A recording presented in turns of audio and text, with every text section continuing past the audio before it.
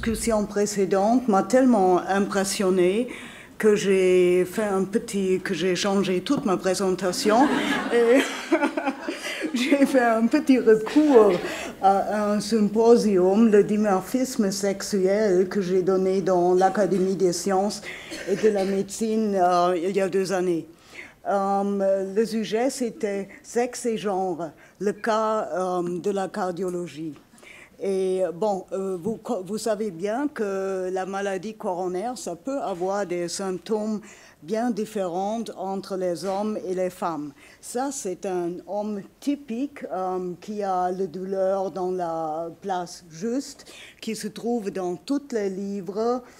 Ça va dans le bras gauche, ce qui se trouve aussi dans tous les livres. Et si vous regardez les coronaires de cet homme, vous avez une image très, très typique avec des sténoses dans toutes les artères, toutes les grandes artères, très proches de l'origine et aussi des changes dans la périphérie des artères. Gardez ça dans votre mémoire pour 10 secondes ou 30. Ça, c'est vraiment très typique. Le traitement est bien établi et ce sont des nombreuses recommandations comment traiter. Les femmes peuvent être très différentes, que nous venons d'écouter. Cette femme peut-être va plutôt... et les symptômes des femmes sont souvent considérés atypiques parce que les femmes, c'est une petite minorité de, je crois, 52% dans la population. Donc, les symptômes sont considérés atypiques. C'est souvent la fatigue, la malaise, la douleur dans les dos. Et il y a aussi une très grande manque de conscience chez les femmes. Si vous regardez les coronaires de la femme, vous pouvez avoir ça sans les grandes sténoses dans les artères. Et ça a l'air, on disait, normal. Mais si vous faites un test spécifique, comme là, avec l'injection de l'acétylcholine, ce qui peut provoquer les spasmes dans les gens qui sont sensitifs, vous trouvez un spasme. Et ça, c'est quelque chose que se trouve très souvent chez les femmes, pas avec une tellement fréquence chez les hommes. Mais ce n'est pas quelque chose que vous découvrez dans une approche de thérapie, de diagnose standard. Là, il faut vraiment des mesures spéciales. Et particulièrement en France, il y a beaucoup de groupes qui s'occupent de ça et je ne veux pas discuter à cause du temps cette technique. Il y en a beaucoup, ils sont très spécifiques. Okay, now I'm using my English slides again. There is also a symptom in women that is much more frequent in women than in men, and this is the so-called stress-induced cardiomyopathy, or Takotsubo. And this is a syndrome that occurs in 90% in women. This is not a fake fact or a Trump fact. It's a true fact in very large statistics. And this is a life-threatening disease that mimics myocardial infarction, but the coronary arteries in this case are normal. What is not normal is the movement, and this pointer is not working anymore, unfortunately. Do we have a fresh pointer? What is not normal is... Yeah, but this is the computer. This is very different. The basis of the heart is overcontractile, and this is the problem in this disease. And the apex of the heart, thank you very much, what is this reason? This region is very weak, and this can actually lead to a rupture of the apex, as you see here, and obviously this woman died in the hospital. So this is an extreme manifestation of a disease that affects in 90% women, and you cannot negate this. The cardiology has hard endpoints, death. And this is something you can count very clearly. Therefore, these are really facts. Starting from these facts, we asked, what are the sex-specific manifestations of coronary artery disease? Are there any? And what is true is that we usually, in coronary artery disease, we have these large plaques that occlude coronary arteries. And this is actually a typically male form of the disease. It was for a long time considered to be the only form of the disease. And now recently we learned that the heart has much more to offer than large coronary arteries. The final nourishment of the tissue occurs by the small diseases. And there are also small diseases, microvessels, and microvascular diseases are a typical feature of the women. Women also have more frequently spasms in the coronary artery, as I showed you. They also have dissections and dysfunctions, and I didn't show you for the sake of time, but there is enough published literature. So actually, we would conclude that there are sex and gender-dependent manifestations of coronary artery, the thrombus formation for the men, and the spasms or the dissections or the Takotsubo are more typical features in women. And this may be the reason that when we are doing diagnosis for coronary artery disease, in 80% of the women below 60, where we do a coronary angiography, there will be a negative finding. And I think this is just too much for a very invasive and costly procedure. So we need better diagnostic strategies for coronary artery diseases in women. Let me go to a second group of diseases, sudden cardiac death. And sudden cardiac death occurs actually mainly in men. In this statistics, the men are shown in blue and the women in red. And this is, again, a very large statistics of almost 1,000 patients coming from France. And when I asked the investigator, why are so few women there with sudden cardiac death, he looked at me very astonished. Because you know, sex differences in biology don't exist. So he looked at me very astonished and said, well, yes, you are right. We never thought about this. Maybe the women don't make so heavy efforts. If you look at the tennis player or the female marathon runners, you see that this may not be the only explanation. And but there are some studies, high-quality studies, that showed that women and also female mice are protected against the effects of vigorous exercise. And it may be that women react to adrenergic overstimulation with the Takotsubo syndrome and men with sudden death. If you look at the distribution of beta-adrenergic receptors in the myocardium and their stimulation, you get some evidence going into this direction. But the question is there a biological mechanisms that could explain this different distribution of sudden death? And to understand this, more data may help. And what you see at first glance is that the etiology of sudden death is different in women and men. Men have more coronary artery disease, women more cardiomyopathies or genetic diseases.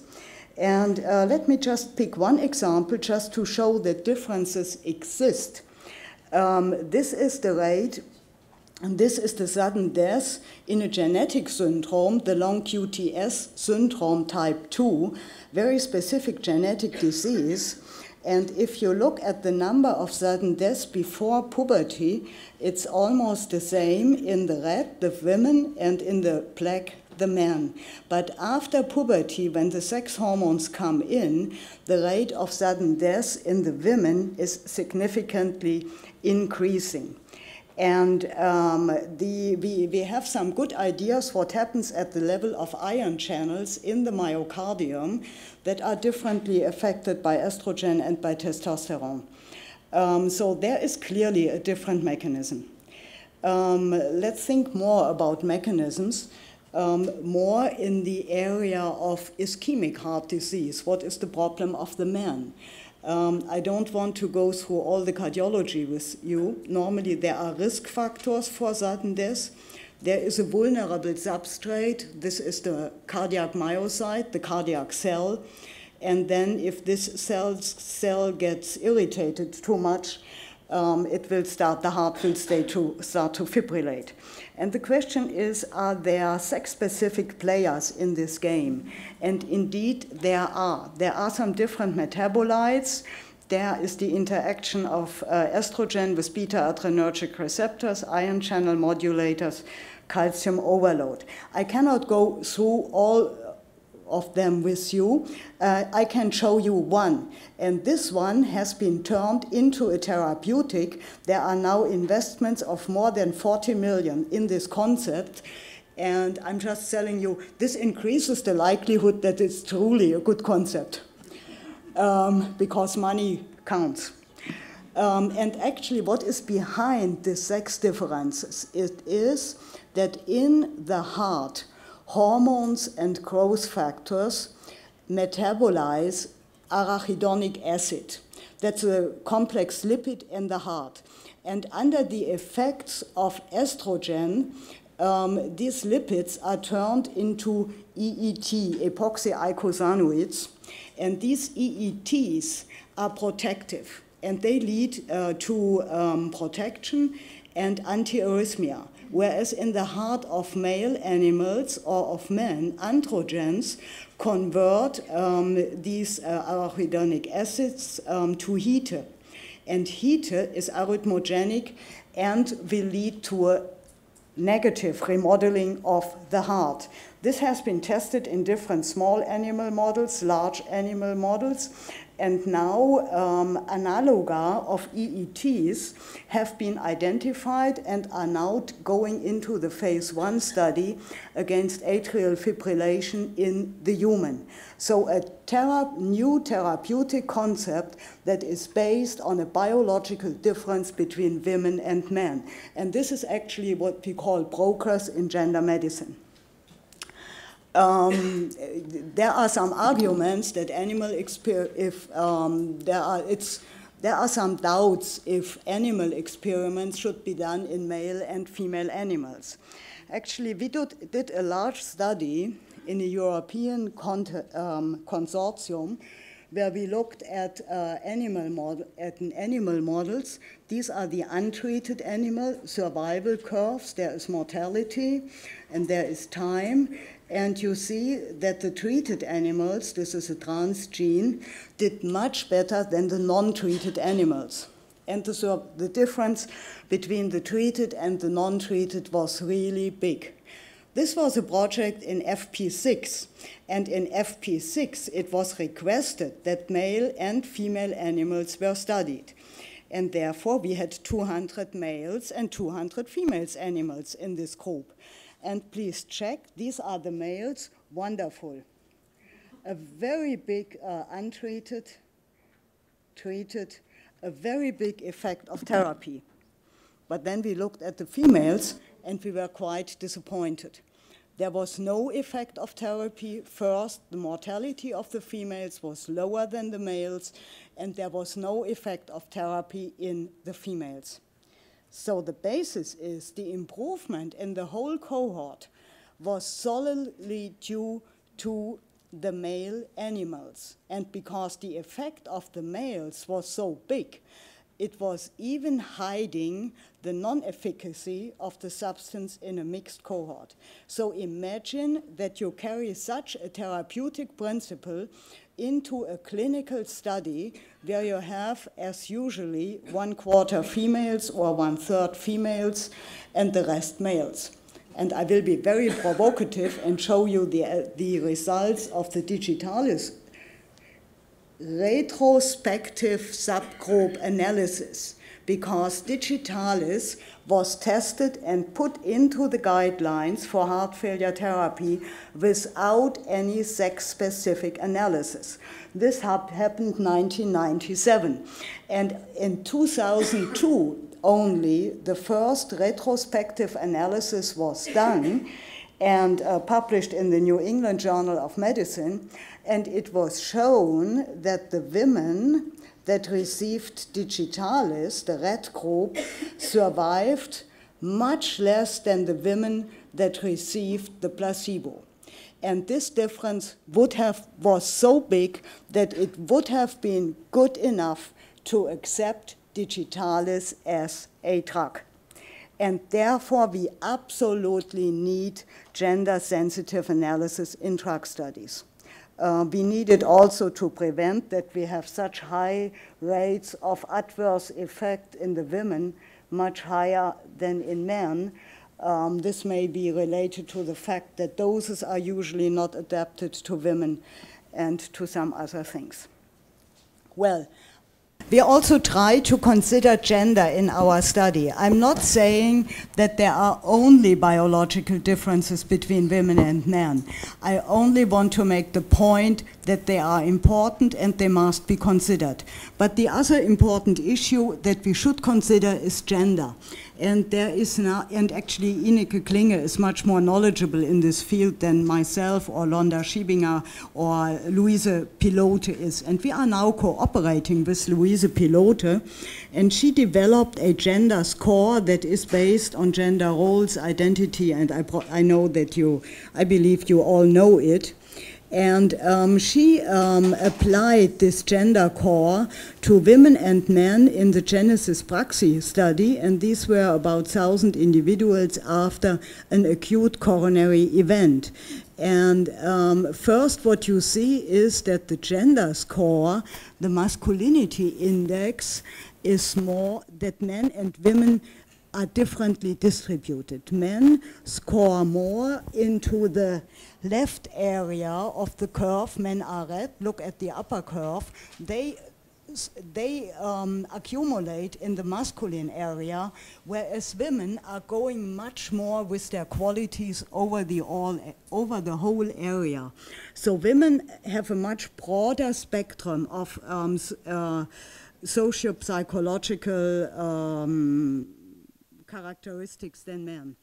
And the next is, then she correlated the gender score in this lower graph with outcome.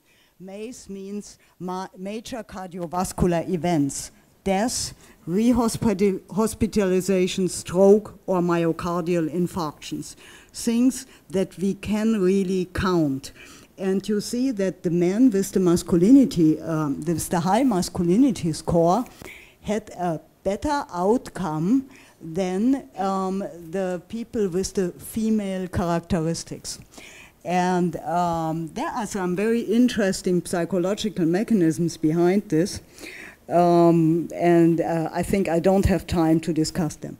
But we are testing these hypotheses now in Berlin together with Pilote in about 3,000 women and men of the Berlin aging studies. And in some we have a 5 years follow-up, and we will analyze what does biological sex and what does socio-cultural gender, measured as good as we can, and we will use different strategies and compare. What is the contribution of biological sex and what is the contribution of the gender dimensions to cardiovascular outcomes after 5 years in our cohort of elderly women and men? Well, we put our knowledge together in fact sheets. This was a very challenging project for the European Commission I had in the last year, actually. We put all our knowledge on gender differences in classical risk factors, in novel risk factors, in mechanisms of the disease for into fact sheets, and these fact sheets are now translated into all the official EU languages and distributed in Europe, just to increase the knowledge on sex and gender differences in coronary artery disease. And well, what I could talk, I think, hours on this project because I liked it so much. We also did some awareness studies, and it was really a challenge to translate complex issues on sex and gender into 23 languages. My conclusion: there is a great amount of biological data that really document sex differences in animal models and in isolated human cells. There are differences in human pathophysiology that clearly correspond to those in animal models. This is the survival in heart failure. Women do always better in all mega trials, in all retrospective and prospective analysis. There is always an increased risk for coronary, a greater increase in risk in diabetic women than in diabetic men for coronary artery disease. Diabetes is clearly a more severe risk factor in women. Studies since 1982, and it's still not in the guidelines. There is a different susceptibility to arrhythmia and antiarrhythmic drugs in women and men, also not in the guidelines. In human pathophysiology, the socio-cultural dimension gender interacts with sex in most documented diseases.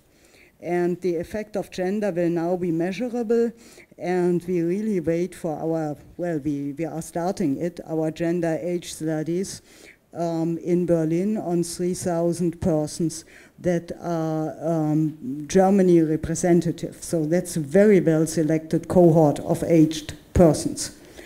And my final slide, what we believe on the interaction between sex and gender, this is that society, nutrition, lifestyle acts through epigenetic modifiers on germ cells, but the XY and X genome also has a very important, makes a very important contribution to shape cells in the male and female body into a different way.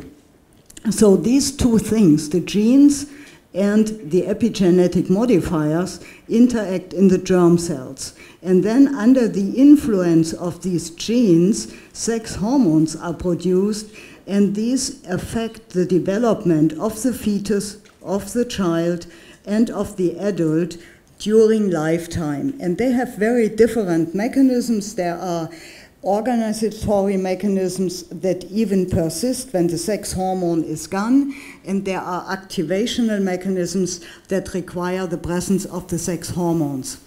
And these mechanisms interact with the effects of society during the whole life, and therefore we find sex and gender differences in adults, and we now can start to find an explanation, but we also can start to develop strategies to treat women and men in an optimized, in a targeted, and in a personalized approach. And the latter is actually our goal. Thank you very much for your attention.